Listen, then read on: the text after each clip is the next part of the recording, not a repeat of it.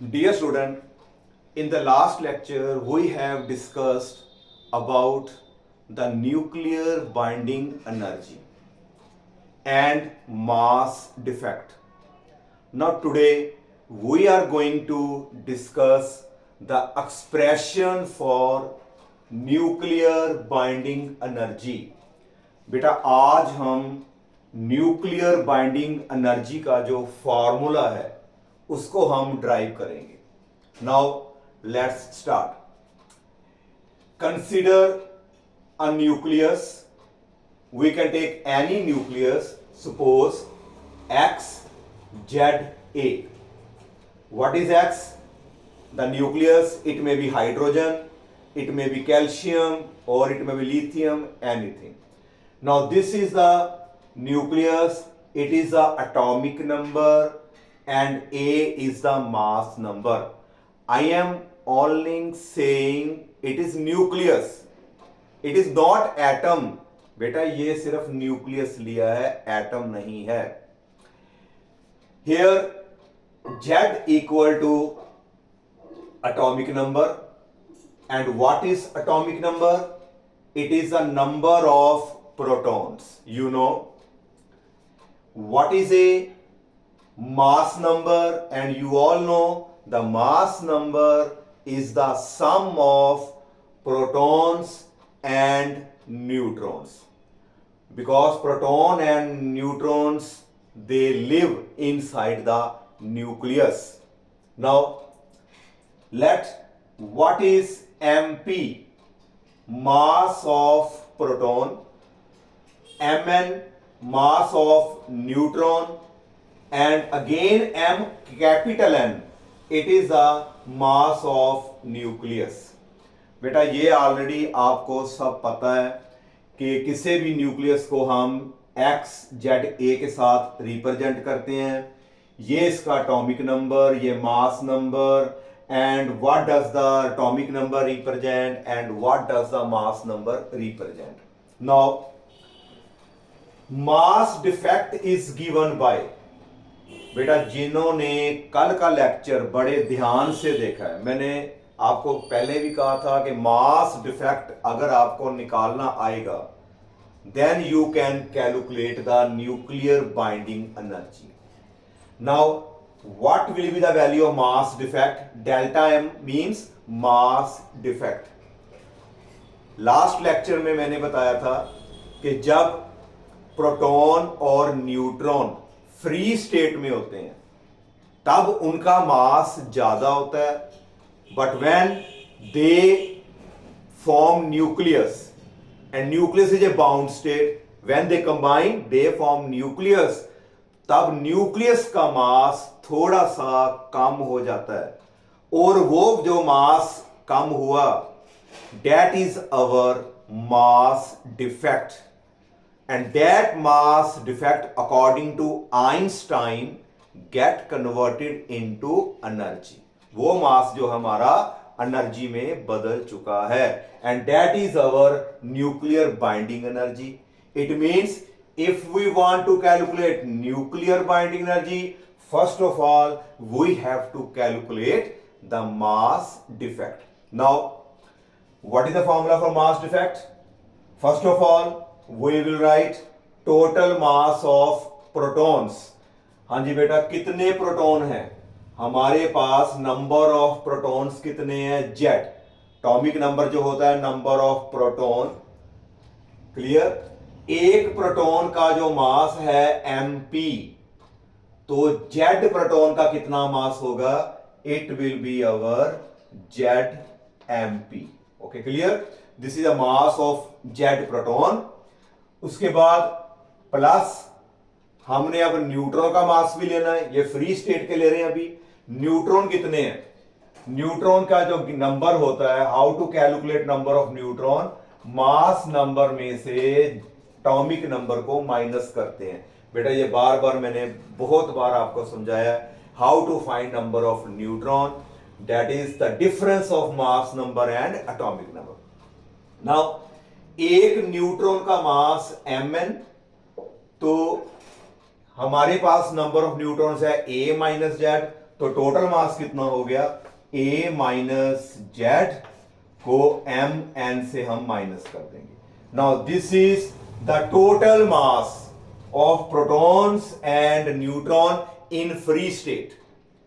Okay clear. Now according to definition, इस total mass में से अगर हम मास किसका माइनस करेंगे, न्यूक्लियस का जो बाउंड स्टेट है, देन जो ये डिफरेंस आएगा that will be our mass defect. Okay clear. Free state mass minus bound state, nucleus is a bound state, उसका माइनस करके हमने उसका मास निकाल लिया, दैट इज मास डिफेक्ट जो है हमने इसका निकाल लिया है। Now we are going to find out nuclear binding energy. Now where this mass defect goes, ये मास में जो डिफरेंस क्यों आया, मैंने लास्ट लेक्चर में बता चुका हूं, ये मास में डिफरेंस क्यों आया, ये मास डिफेक्ट क्यों आया, ये मास डिफेक्ट कहां गया, it get converted into binding energy according to Einstein. बेटा इसको स्क्रीनशॉट ले लो और इसका आपको जिसने लिख लिया ठीक है, और आप इसका स्क्रीनशॉट ले सकते हो।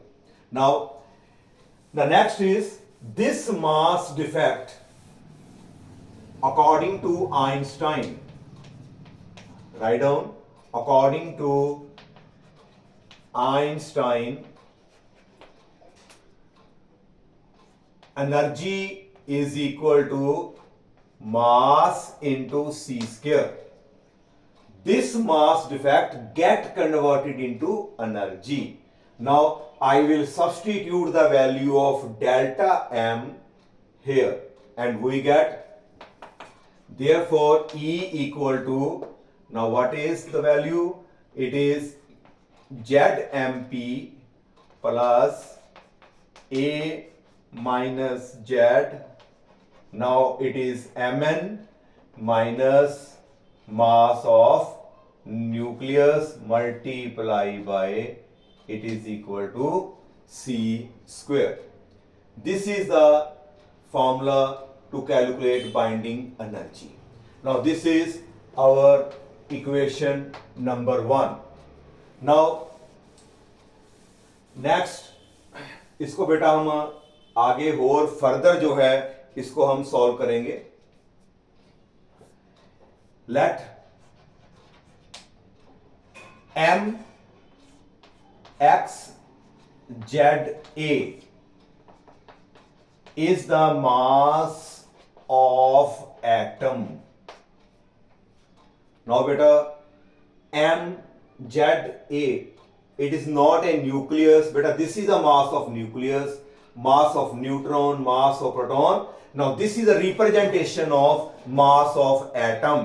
I am taking here atom. In the atom there is a nucleus and around electrons are revolving. बेटा इलेक्ट्रॉन इनमें घूम रहे हैं. It means when I will talk about atom, then I will also consider the electrons. Okay, clear? Now what is this? Mass of atom. And mass of atom कितना होगा?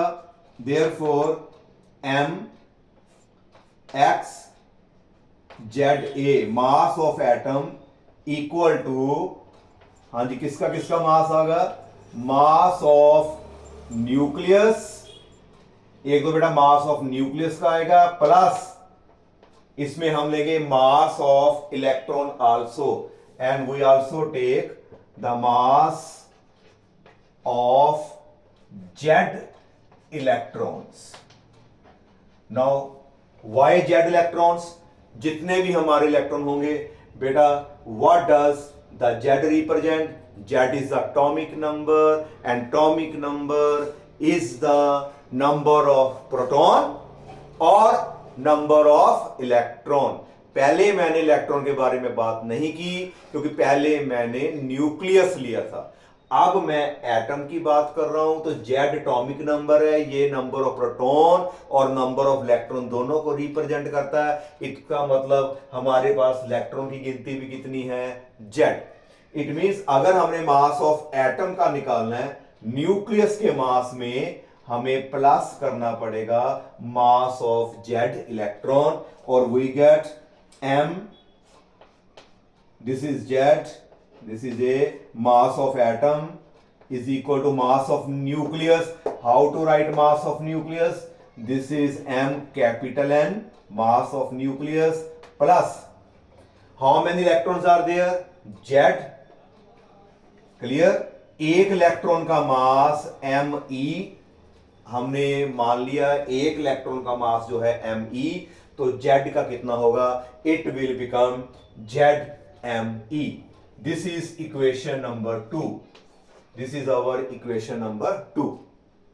Now बेटा here we have neglected the binding energy of the electron. Electron की जो binding energy है उससे जो mass defect आता है उसको हमने उसको नेग्लेक्ट किया है. क्लियर? ओके, याद रखना है, we are not considering the binding energy of electron because it is very very small. Now for hydrogen atom, now next is, अगर हम एक पर्टिकुलर एटम लें that is hydrogen atom, for hydrogen atom please tell me, you can write here. Okay बेटा, मैं ये 1 number equation को जो है नहीं रब करूंगा क्योंकि ये मैंने आगे जाकर इसको मैंने यूज करना है. Okay, now for hydrogen atom Z equal to 1. Hydrogen atom में एक प्रोटॉन और एक इलेक्ट्रॉन होता है. बेटा न्यूट्रॉन नहीं होता. हाइड्रोजन एटम में न्यूट्रॉन नहीं है. हाइड्रोजन आप जानते हो 1 1. प्रोटॉन कितने? 1. ओके, इलेक्ट्रॉन कितना? 1. बट न्यूट्रॉन कैसे फाइंड करते हैं? मास नंबर में से a माइनस जेड करेंगे. 1 माइनस 1 तो कितना आगा? 0. हाइड्रोजन में न्यूट्रॉन नहीं होते. ओके, हाइड्रोजन में neutron 0. Now for hydrogen atom Z equal to 1, therefore I can write M. If I take it hydrogen, then it will become MH. I am taking the hydrogen atom, it will become H. Okay, clear? Mass of hydrogen atom equal to mass of nucleus. बेटा hydrogen atom के nucleus में कौन है? Hydrogen के atom में nucleus में सिर्फ एक प्रोटॉन ही है, न्यूट्रॉन तो है ही नहीं. तो इसका मतलब जो न्यूक्लियस का मास होगा it will become mass of proton. Hydrogen atom में एटॉमिक नंबर 1 है, एक ही प्रोटॉन है, न्यूट्रॉन है ही नहीं. इसका मतलब न्यूक्लियस में प्रोटॉन ही है. इसका मतलब न्यूक्लियस का मास प्रोटॉन के इक्वल हो गया. और प्लस का plus, now Z is 1 and we get only Me. This is equation number 3. बेटा clear? This is equation number 1, binding energy. This is for atom, okay, and this is for hydrogen atom. Equation number 2 and equation number 3. Now using 3 and 4, equation number 1 will become, using 2 and 3, using 2 and 3, equation 1 will, हाँ जी become. बेटा ध्यान से देखना, इस equation को मैं क्या करने लगा हूं, ध्यान से देखना है. यहां से इसको रब किया, जो इक्वेशन नंबर 1 है इसको ध्यान से देखना. मैंने क्या किया, अपने आप सोचना मैंने क्या किया. ZMP plus ZME plus A minus ZMN minus MN minus ZME into C square. बेटा देखो क्या किया, इक्वेशन नंबर 1 थी, इसमें ZME प्लस कर दिया, मास ऑफ इलेक्ट्रॉन को प्लस कर दिया और मास ऑफ इलेक्ट्रॉन को बीच में से माइनस कर दिया. कोई फर्क नहीं, ये तो काटे जाएंगे. क्लियर? ZMe माइनस ZMe, क्या किया, इसको ऐड कर दिया मास ऑफ इलेक्ट्रॉन को, और मास ऑफ इलेक्ट्रॉन को ही मैंने इसमें से रिमूव कर दिया. Now we get equal to energy binding equal to, now what is common, Z is common and it will become MP plus ME. Okay, clear? Plus, now it is A minus Z, it is Mn. Now here minus is common, beta minus बाहर निकाल लिया, minus common, and we get, please tell me what will be the sign if I take minus common, then it will become Mn plus it will be Z M E, now bracket close into C square. हाँ जी बेटा, clear. Equation number 1 में हमने क्या किया है, Z M P plus किया, Z M P minus किया, यहां से कॉमन निकाला. Now please tell what is M P plus M E. Equation number बेटा 3 देखो, M P plus M E equal to mass of hydrogen atom. Here I can write MH. Now this remains same, minus, what is this? Mass of neutron plus ZMe. Now here, mass of neutron plus ZMe, it is mass of atom. Is in place of this, I can write the mass of atom. Now we get, हाँ जी बेटा क्या बन जाएगा, E equal to Z. Now it will become MH, mass of hydrogen, plus A minus Z Mn, mass of neutron, minus, now what is this, mass of atom. And how to write mass of atom? Like this, Z A. Now here is the C square. This is the formula to calculate the nuclear binding energy. Okay, clear? I think आपको आज का lecture भी clear हो गया. बेटा कल का lecture पहले ध्यान से देखें कि बाइंडिंग एनर्जी क्या है. बाइंडिंग एनर्जी, जिस एनर्जी से न्यूक्लियस के जो 2 पार्टिकल्स हैं आपस में जुड़े हुए हैं, वो हमारी बाइंडिंग एनर्जी है. अगर हम उन दोनों पार्टिकल को, प्रोटॉन न्यूट्रॉन को अलग करना चाहते हैं, then we have to do work, and that work done to separate them also gives us the value of binding energy. And binding energy comes from the mass defect, and mass defect is the difference between the sum of the masses of proton and neutron in the free state and the mass of nucleus. I think बेटा आपको ये lecture clear होगा. अच्छे से देखें, बार बार देखें. इसके बाद बेटा इसका एक ग्राफ रह गया, वो मैं तीसरे लेक्चर में डिस्कस करूंगा. वेरी वेरी इंपॉर्टेंट, बहुत बार पेपर में आ चुका है, उसको आपने जरूर देखना है. पहले इसको कंप्लीट करें, फिर इसके हम न्यूमेरिकल भी करेंगे. Thank you.